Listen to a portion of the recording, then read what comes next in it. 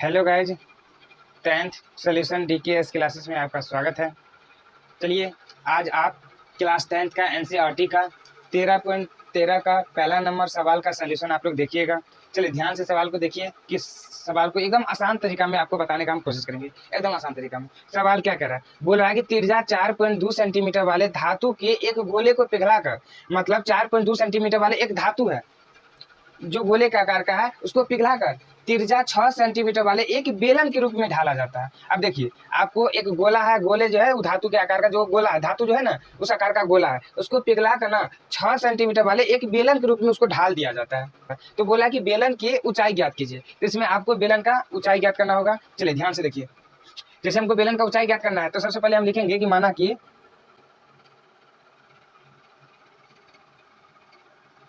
बेलन की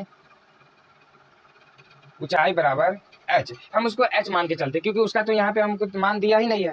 तो चलिए, और लेकिन आपका जो है ना 6 सेंटीमीटर बाटे एक बेलन, मतलब बेलन का त्रिज्या आपको दे दिया हुआ है कितना, 6 सेंटीमीटर। यहाँ लिखिएगा बेलन की त्रिज्या बराबर 6 सेंटीमीटर।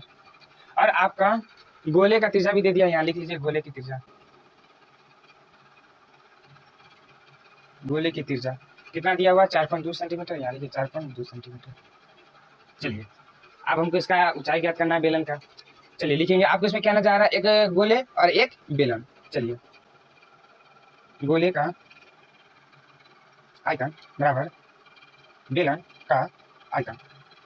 मतलब देखिए, आप तुम लोग बोलोगे कि सर आयतन कहीं तो निकालने के लिए बोल नहीं रहा, आप आयतन का निकाल रहे हैं। तो एक बात ऐसे याद रखिएगा कि जब किसी भी धातु या किसी भी चीज को जब आकार बदल दिया जाता है ना, तो सिर्फ आयतन ही ज्ञात करना। याद रखिए, जब किसी भी धातु या किसी भी गोले या पदार्थ को उसको कोई नया रूप दे दिया जाता है या कोई उसको ढाल दिया जाता है, तो उसमें आपको आयतन ही ज्ञात करना होगा।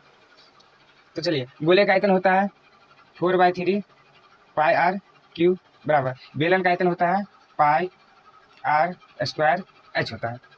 चलिए, इसमें आपको पाई से पाई कट जाएगा, यहाँ से बचेगा 4/3 आर क्यू बराबर यहाँ से बचेगा आर स्क्वायर एच। चलिए 4/3 गुने, इसको अच्छा से लिख लेते हैं, 4/3 गुने आर, तो 4.2 क्यू है तो इसको 3 भी लिखेगा, 4.2 गुने 4.2 बराबर। अब आर स्क्वायर ये किसका, बेलन का है, तो बेलन का आर देख लीजिए 6 सेंटीमीटर। 6 स्क्वायर है तो 2 गुने एच है तो एच का एच ही होगा क्योंकि इसमें एच का एच ही लिखे हैं। तो इसको गुना कीजिएगा, ये कटने वाला है नहीं तो इसमें आप कीजिए जैसे 4/3 गुने, यहाँ आप दशमलव हटाइएगा तो यहाँ बट्टा में 10 चला जाएगा क्योंकि देखिए 4.2 है। अब इसको जैसे सीधा कीजिएगा तो देखिए दशमलव हटाइए तो 1 चढ़ा दीजिए, दशमलव के बाद एक संख्या है ना तो 1 0, ये बस यही सब में करना है बराबर 6 गुने 6 गुने एच, ये सब करना है आपको।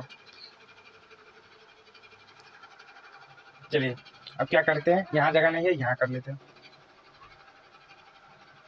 जैसे आपको एच का मान निकालना है इसको पहले ही लिख लीजिए एच बराबर, अब इसको सीधा कर लीजिए, मतलब जैसे देखिए 4 है तो 4 गुने 42 गुने 42 गुने 42, मतलब ये 4 42 गुने 42 गुने 42 और बटा में देखिए 3 है तो 3 गुने 10 है तो 10 गुने 10 है तो 10 गुने 10 है तो 10 गुने।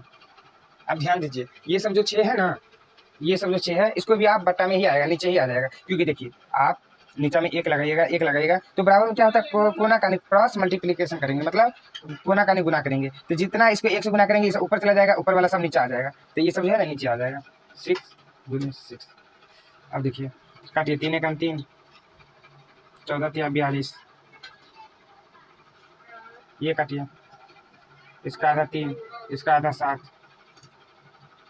3 एकम 3, 14 तिया 42, 6 3 दूना 6 एकम 6, 6 7 42 कट गया। नीचे से क्या बच रहा है, तो आपको h बराबर 4 गुने 7 गुने 14 गुने 7 बट्टा में आपको आ क्या रहा है, तो 10 गुने 10 गुने 10 आ रहा होगा। चलिए h बराबर, आप इस सबको गुना कर लीजिए, 7 चौका 28, 28 का हमको 14 फिर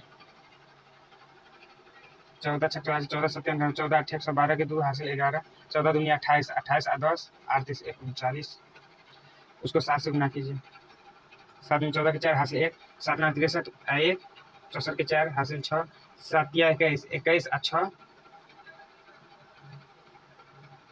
27, मतलब टोटल आपको आएगा 2 7 4 4। इसको मिटा देते हैं ताकि आपको दिक्कत ना हो।